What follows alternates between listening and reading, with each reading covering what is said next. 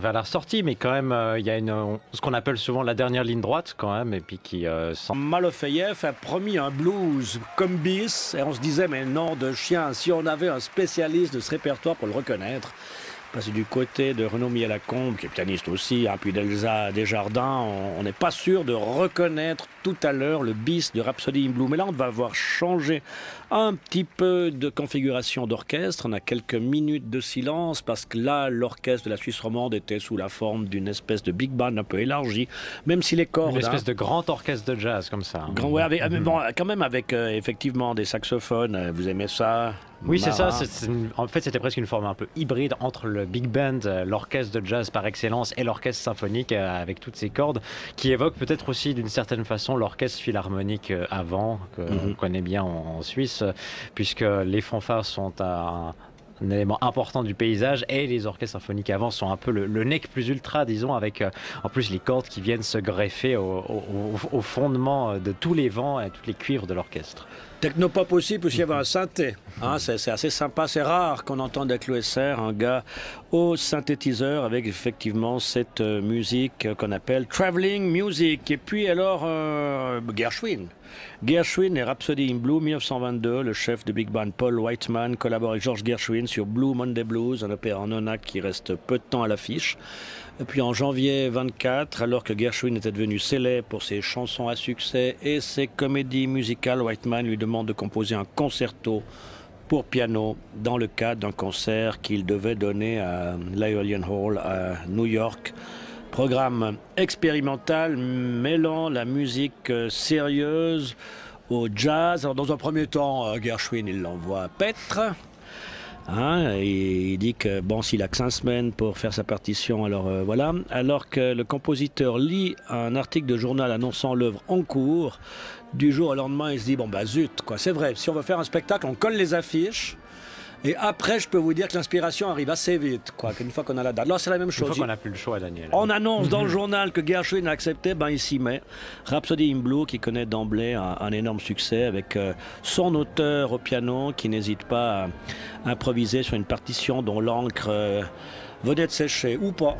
Je sais pas. Alors il y a plusieurs versions de cette Rhapsody in Blue là pour piano dans une orchestration de Ferdi Grofé en 1926, mais surtout avec Alexander Malofeyev qui lui n'est pas inconnu de nos concerts. Vous l'avez présenté il y a pas longtemps. Non, parce qu'il était il y a pas si longtemps, à la fin de l'année dernière, en direct. C'est de Da Camera, puisque c'était un jeudi soir.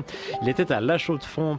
Alexandre Malofeyev, que l'on appelle le génie du jeune russe, c'est ainsi que l'appelait le Corriere della Sera, lui qui a gagné à l'âge de 13 ans seulement le concours international Tchaïkovski pour jeunes musiciens, puisque c'est un garçon de son millénaire, puisqu'il est né en 2001 à Moscou et qu'il réside désormais à Berlin. Et on dit souvent d'une liste qu'elle est longue comme le bras. Alors là, je peux le témoigner, vu que j'ai une feuille A4 de la liste de absolument tous les orchestres, les endroits prestigieux, les chefs avec qui il a pu se produire. Donne-nous le 7e orchestre avec lequel il a joué. Alors, le 7e orchestre, ça fait 1, 2, 3, 4, 5, 6, 7. C'est l'orchestre du Festival de Verbier. Ah ben voyez, tu vois, j'ai dit au bol. Alors là, c'est vraiment... On les a. Oui, Verbier, oui, pas loin de chez nous. Alors, Rhapsody in Blue, c'est un titre souvent compris comme une référence au motif du blues qu'on entend au piano, qui met en relief l'association de sons à certaines couleurs, une idée reprise à Debussy par notre Gershwin. À l'école symboliste française. Succès aux États-Unis qui se confirmait dès ses premières exécutions en Europe. Et puis là, on n'en déplaise aux puristes, on y voyait, qu'est-ce qu'on y voyait? La symbiose parfaite du jazz et de la musique classique. Ravel ne tarissait pas des... Non, j'arrive pas à dérider Yvan Malin parce qu'il doit se marrer de penser que j'ose parler de jazz à l'antenne. Alors qu'il est en régie et qu'il surveille et qu'il écoute tout ce qu'on dit. Et qu'il pourrait venir s'asseoir parce qu'il y a un autre micro. Alors, Ravel ne tarissait pas d'éloge sur cette Rhapsody in Blue, mais sa réponse à un Gershwin qui lui demande des leçons de composition: j'ai rien à vous apprendre. Il dit j'ai rien à vous apprendre. Vous êtes au courant, vous, un peu, Ivor, c'est ce crossing over entre Ravel, Gershwin, cette tentative de Rhapsody in Blue, c'est une pièce importante pour vous dans l'histoire de la musique? Alors oui, d'autant que moi j'ai toujours été impressionné par ce portamento incroyable qu'il y a au début, avec cette note absolument incroyable. Alors, Ce célèbre bonsoir, déjà. glissando, ouais, bonsoir, Clarinette. Ivor. Glissando, vous pouvez glisser en sol. Glissando à la, oui, Voilà. à la clarinette. Alors oui, moi je pense que réconcilier le classique et le jazz c'est très très important. C'est une banalité en fin de compte parce que tous ces gens s'admiraient beaucoup, même si parfois il y avait une petite tendance de la part des compositeurs classiques à reléguer leurs collègues qui faisaient de la comédie musicale un petit peu sur le côté. D'ailleurs, Gershwin avait un très bon copain qui s'appelait Vernon Duke, de son vrai nom Vladimir Dukelski, qui a grandi à Kiev, dont je vous parlerai tiens samedi dans la Voix du Standard. Ah, c'est bien, la voix du standard, c'est le samedi Ouais, matin, mais oui. sur Espace 2, à quelle heure? C'est à 11h30. À 11h30, il y a une rediff aussi. Non, c'est fini. Ah, c'est fini Il y la a rediff? plus la rediff du Non, mais jeudi c'est soir. con, mais non, mais alors. non, Ah, mais on peut vous réécouter. J'osais pas le dire comme ça. Non, moi je le dis. Moi maintenant j'ose, parce que de toute façon il peut plus me virer. Bah, écoutez, voilà. Il me reste avec celui-ci 4 concerts à faire. Ouais, non, mais j'aimerais qu'il y ait encore la neige jusqu'au bas de la piste pour moi. Si Très vous très voulez bien. Et si vous repassez mercredi prochain, on fera une fondue en direct aussi. Pendant le concert, ce soir, c'était plutôt pizza. Servez-vous Ivor. Donc Ravel, il restait pas indifférent à ces parties, à ce Rhapsody in Blue, quoi. Et ça devait le titiller un peu quand même, non? Bah oui, bien sûr, parce que c'est aussi l'occasion de voir qu'on peut répartir. Vous avez parlé de Blue Note juste avant. Bah effectivement, il y a des... Ah, il se passe quelque chose sur Non, scène. rien. C'est le Non. premier qui se lève, il fait tout, il tape sur le piano là. Il tape sur le Petit piano. lion, petit lion, Vous c'est pensez bon pas comme qu'il a ça. cherché un La Oh, oui, plutôt ouais, Chercher un ouais. accord de la mineur. Il a été chercher quoi? Accord de la mineur. Ah, un accord de la Puisqu'on mineur. se ouais. Le concentre premier sur violon la- qui va le passer à tous les autres. Et puis, C'est pas le oboïste qui fait ça normalement? Non, mais là, comme il y a le Puis piano. quel piano il faut se baser sur Non, le piano qui a peut-être un peu bougé en fonction de la Forcément, c'est le température. piano a bougé, il est revenu, il est rentré, il est Vous là dire comme qu'ils un l'ont amené à magnifique. l'avant-scène, c'est ça? Oui, c'est pour ça que ça C'est fait, incroyable. ça Je fait sais pas 10 si vous minutes. avez- quoi. Je sais pas si vous avez vu la manière dont ils l'ont amené.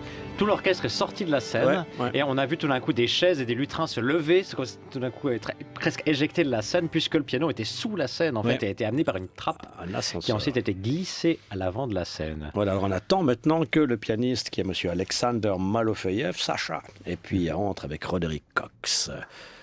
Si les gens applaudissent, c'est qu'ils sont contents de voir quelqu'un, il se passe quelque chose. Et voici le pianiste qui entre, qui serre la main au concertmeister, qui s'installe au piano.